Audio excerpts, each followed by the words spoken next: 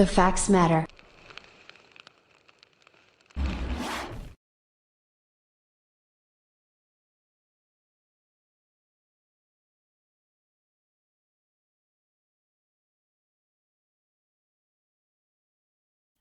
Good morning, everyone. Virgo here. It is September 16th, 2020. Once again, happy Wednesday to everyone. So I had a special request from someone who asked me to do an update on the Moors, Rise of the Moors, and Jamhal Latimer. Which I'm going to go ahead and do, although to be perfectly honest, as I checked yesterday, there really wasn't much of a new update that I was able to locate on Jamhal's docket. Generally on a docket, it takes some time in order to see things like bench warrants and stuff like that. It did on Sharon's also. But regardless, we're going to be taking a look anyway. There was another court date that was for the 14th. We'll see if that was actually pushed up or changed in any way. But before I do that, what you're looking at on your screen is one of the Facebook pages that is for Rise of the Moors. In an attempt to try to legitimize their claims that white people are attached to rhesus monkeys and so on and so forth, which is, by the way, it's an old claim that was made by the Nation of Islam's founder, not Farrakhan, but Muhammad, I can't remember his last name, from prior to Farrakhan, who claimed that there was a 6,000-year-old scientist who mixed white people's genes with rhesus monkey genes and came out with the RH factor and all these, there's a, still white people being born with tails, and they love to absolutely spread this around. This is one of the very first posts that you come to from just 7 hours ago. This has been spread around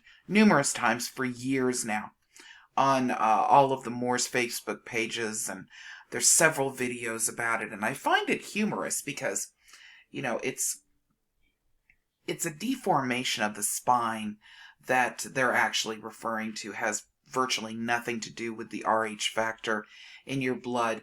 And as a matter of fact, the RH factor stats that I was able to pull up from several months ago and did a video on showed that it actually, people of color have a higher positive RH factor than those that are not darker skinned. But facts are lost on the Moors, as we know. So they love to spread around this particular picture, and hilariously they start to add things that are from the King James Bible out of it. The claim that they're, devilish and just unholy of some sort. Although they, run around saying Islam to one another. So it's always hilarious to me how they add stuff from the King James Bible in here. But regardless, one of the things that I'd like for you to notice that they never do, although this particular picture these pictures have been spread around for years throughout the history of the Moors at this point. Let's take a look at a couple of things that you'll never see along with this particular picture. So here we go. So here's one of those photos that I'm referring to. Once again, everyone needs to keep in mind that this has to do with a deformation of the spine. So quite frequently you will see with these type of issues, these children being born with this additional appendage that is actually directly coming from their spine. You can look it up. There's scientific factual information with regards to this. But one of the things you'll never see on the Moors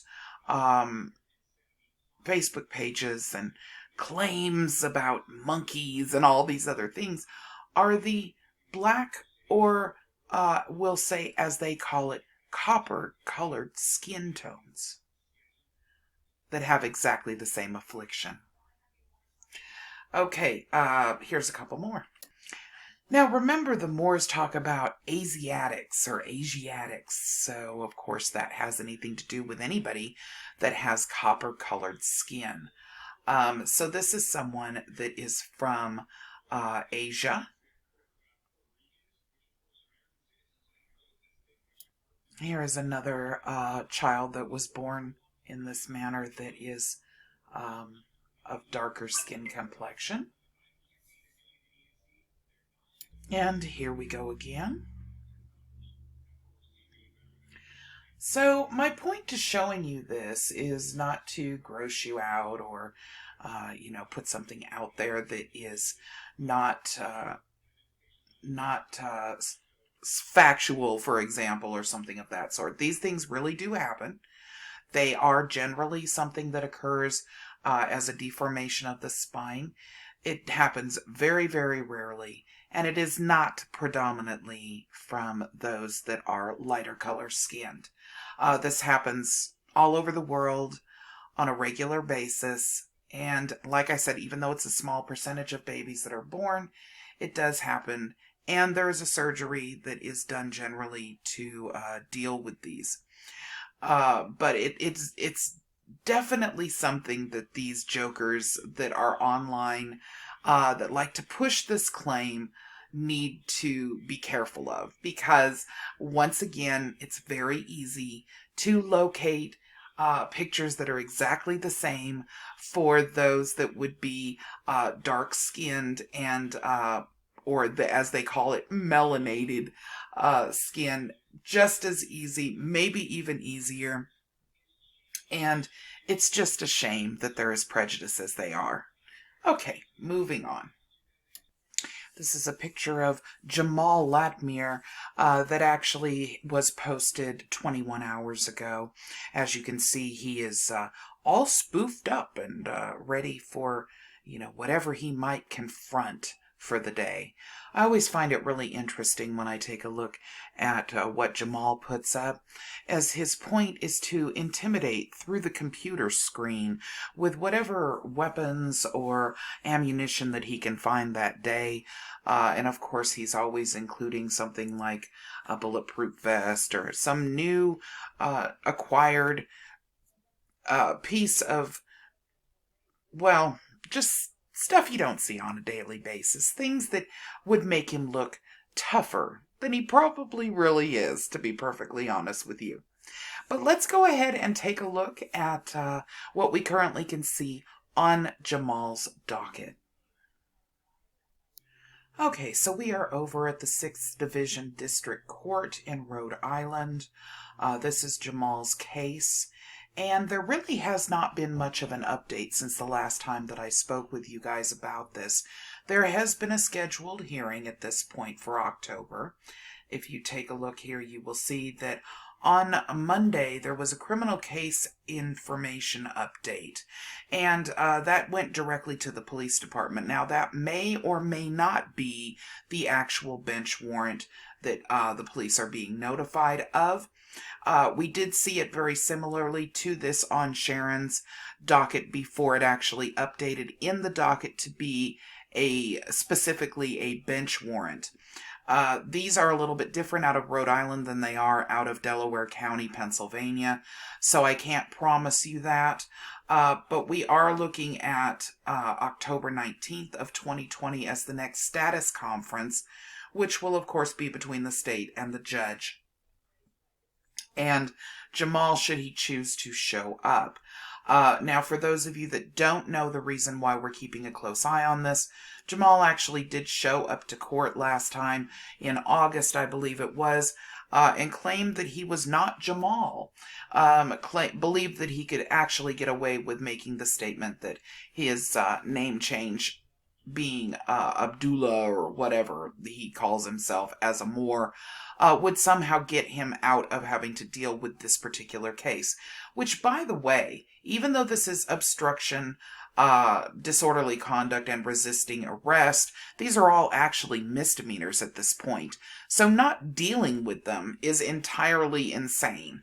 This is stuff that he could easily deal with and find himself, free and clear of this mess rather rapidly. But because of the fact that he is doing it the way that he is, he's going to find himself catching a bench warrant for claiming that he was not Jamhal that showed up to court. And it's going to become a lot more complicated for him, chances are. We're going to have to watch and see. I kind of have these things set to where I check on them regularly. And when there's any big change, I notify you guys. But this was a special request. And that is all that has been updated at this point. We will be checking it again in October. And of course, unless there's something really strange that occurs and I'm notified earlier that he's picked up on a bench warrant or something, for example. I will link the page to the description of this video if you want to look at it for yourself. And I hope everybody has a great day. Bye-bye.